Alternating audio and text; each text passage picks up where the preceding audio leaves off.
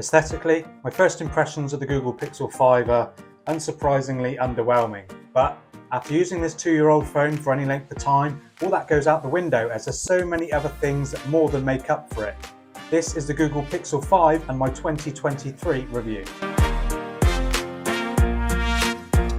Now, like I said, on the outside, the Google Pixel 5 is very meh. Plastic coated aluminium body with the same button and port placement as the 4A and 4A 5G released at the same time. The only difference being the lack of 3.5mm headphone jack as found on those other two. The fingerprint reader on the back, which can also be configured for the swipe down gestures, etc., is the same as those other two phones. So you've got the same clicky volume and power buttons as the 4A and 4A 5G, but this isn't the sort of mint green coloured power button as found on the 4A, which I did actually prefer. The screen is a modest 6-inch 1080p 90Hz OLED, a refreshing change from the 6.5-inch Plus from other phones that I've reviewed.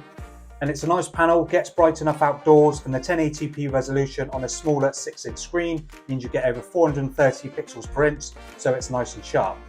The Pixel 5 was the only 2020 model of the Pixels with a high refresh rate display, and really it doesn't disappoint. And if this video hasn't disappointed so far, then a sub to the channel would be awesome. There's also the same 8-megapixel selfie camera found on both the 4As, which offers the same great quality with nice detail and sharpness, with portrait mode offering nice separation thanks to that Google software. And unsurprisingly, the Pixel 5 is running the new Android 13, which is about as clean a software experience as you're going to find on any smartphone. And this runs absolutely fine with no stutters. The Snapdragon 765G and 8GB of RAM handles every day very well, including some light gaming, even after 2 years. And the battery endurance is great thanks to the 4080 mAh battery, which is plenty to get you through a full day. The small screen, efficient OLED and low power draw from the Snapdragon 765G returns great battery life. And the Pixel 5 also supports wireless charging. That was something that was omitted from the 4A and 4A 5G, and even the Pixel 5A and the 6A after this one. So that is definitely something that you can brag about on this phone. And if I lastly talk about the cameras on the Google Pixel 5, but before that, a quick word from the sponsor of this video, Caseco. So if you've ever been online looking for a clear case for your phone, but you're worried about ones that turn yellow and go all gross and horrible, this is where the Caseco Clear Magic Stand case comes into play. The clear case is made of a material called Crysgel, which reduces the molecular gap in the structure by 1400 times compared to normal TPU. And this stops the growth of bacteria that causes yellowing in other TPU cases. And of course you get the other Magic Stand as well. Both of these have a high quality metal hinge which can be opened 30,000 times without compromising the integrity of the hinge, which basically means if you open the kickstand 20 times a day, every day, the stand will last over 4 years without any damage. And it's made of a high quality military grade TPU material with a non-slip and therefore very grippy design. And the buttons are precisely located on the sides and very clicky. And there's also great camera protection and screen protection with 1.2mm and 2.5mm raised bezels to prevent surface scratches.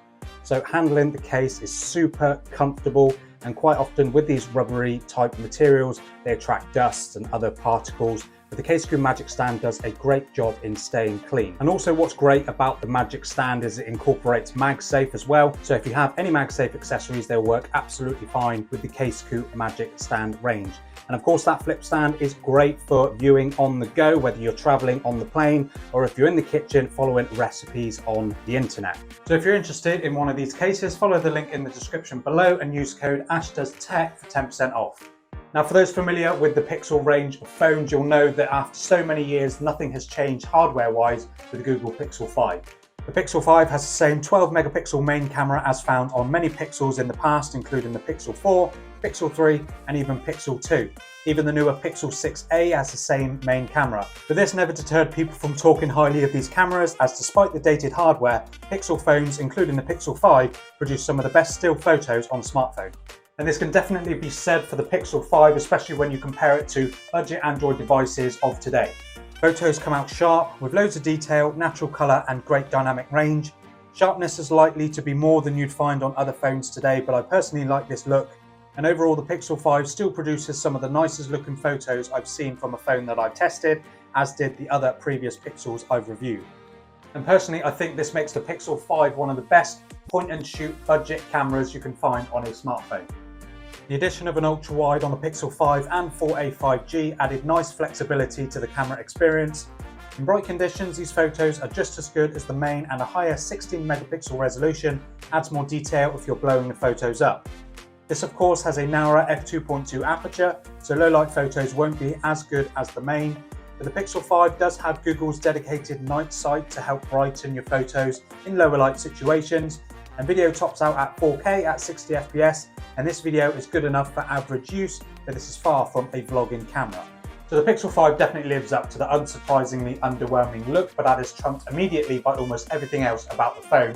It's still a really great phone to have in 2023. The performance is great, the screen is great, the battery life is really good, and the camera is absolutely awesome. And aside from, of course, the new Pixels, I don't think you're going to get a much better point and shoot camera, especially for around the £200 asking price if you shop around. I've also done videos on the Pixel 3a XL, the Pixel 4a and the Pixel 4 XL, so check those videos out as well, and I will see you there.